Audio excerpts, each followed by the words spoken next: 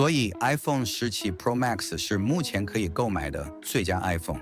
但真正的问题是，它如何与三星的 Galaxy Sear 15 Ultra 相比，一部许多人称为2025年最完整的包装。好，让我们开始吧。大家好，我是萨尔。所以从设计开始，Sear 15 Ultra 明显取得了侧面，它更薄更轻松，这用户感觉更好，加上更干净、更精致的外观，并没有任何竞争。Apple 这一年确实遇到了困难。iPhone 17 Pro Max 有一个奇怪的摄像头，一个中央的表示以及那种尴尬的双层色彩，再加上 Apple 微音色淘汰了音色，而三星保留了音色。因此，从机乃拥有昂贵的角度来看，S2 15 Ultra 是比较好的手机。现在电池生活，这就是事情的转折点。第一次 Apple 实际上给了 iPhone 一个比三星的 Ultra 电池更大的电池，88毫安是更正确。这可能听起来小，但 iPhone 17 Pro Max 将在实际使用中持续更长时间，因为 iOS 比安卓更少资源积额。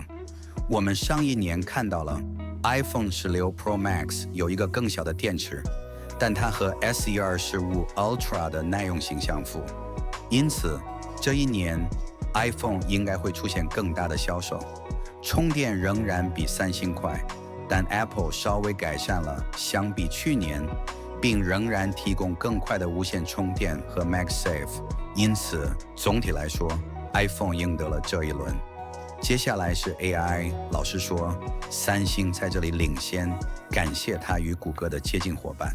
Apple 相反似乎丢失了，他们在去年宣布的大多数东西甚至没有更新，并且已到达的功能并不如三星那样好。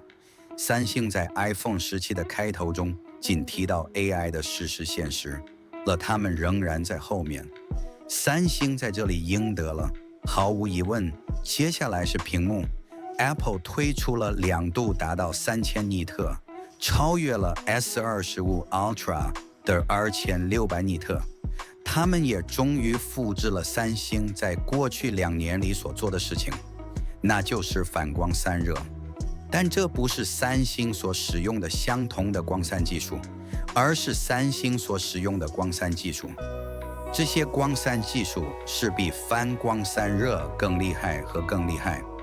听从一些早期手机用户的印象，Apple 的版本相对三星来说非常微妙，所以即使 iPhone 能够更凉，三星仍然提供一个更实用的和更好的平衡屏幕。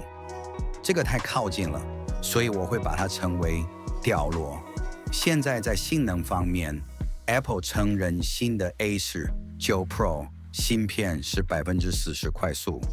但早期的评测值提供了一种价值观。在 Geekbench， 它在单核的 S2 15 Ultra 大约是15%到20%，在前方，并在多核大约有关系。但真正的问题是时机。S2 15 Ultra 在去年使用了 Snapdragon by Elite， 而 Qualcomm 的 Snapdragon by Elite， 而将在下个月下载。早期数据已经显示 ，Apple 在多核大约20%击败了，甚至击败了全屏幕速度。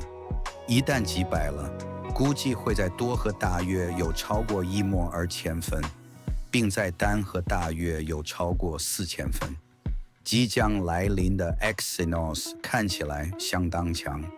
Apple 曾经在 Qualcomm 和 Samsung 上开玩笑说它是时代后的。但这次 Apple 是在背后。目前 iPhone 在 CPU 表现上击败了 Samsung， 但这些优势不会持续很长时间。现在是相机 ，Apple 的大动作是升级了电影到48超像素，但它降低了5倍到4倍的望远镜。感光组件5%是流大于去年。但仍然比 Samsung 的50超像素5倍电影小一点。Apple 的承诺把被望远镜是错误的，它只是数据增长，并不是真正的望远镜。Samsung 的设计更加靠谱，尤其是专业的3倍电影、更强的5倍电影以及更高的全面镜头数。直到我们看到侧面检测，很难说那个更好，所以我们先离开相机讨论。那说起来 ，Apple 在前摄像头上获得了胜利，感谢它的平方摄像头，让你拍摄的兔子拍不需要转动手机，加上有用的终端功能。接下来，当它来到立体硬件时 ，S2 Ultra 的 S Pen 细质地固定在手机内。你或许不会使用它，但对于那些会使用它，它是一个改变游戏。另一方面 ，iPhone 17 Pro Max 并没有带来任何特殊的东西。Apple 在去年加入了摄像头按钮，但它变成了一种失败，甚至 Apple 避免使用它拍摄自己的宣传视频。说到底，这个会合轮到 Samsung 了。所以最后一句话是什么？看，就算我讨厌 Apple 的设计决策和市场技巧， iPhone 17 Pro Max 仍然是一个稳定的升级。它有更好的电池生命、更好的气温、更好的屏幕和更好的摄像头系统。但当你和 Samsung 对抗时， S22 Ultra 仍然稍稍领先。如果你已经在一个系统中，你可能不会更换，就因为今年的手机 Apple 的粉丝会喜欢17 Pro Max， 而 Samsung 的用户会支持 S15 Ultra。 但对于无决定的人来说，这两个之间最好的全软件手机仍然是 S25 Ultra。 是的，我知道有些人不会喜欢这个拍摄，但这就是评论区的目的。如果你想知道我对 iPhone 17系列的完整无限思维，我这里有个视频，我会在哪里见到你？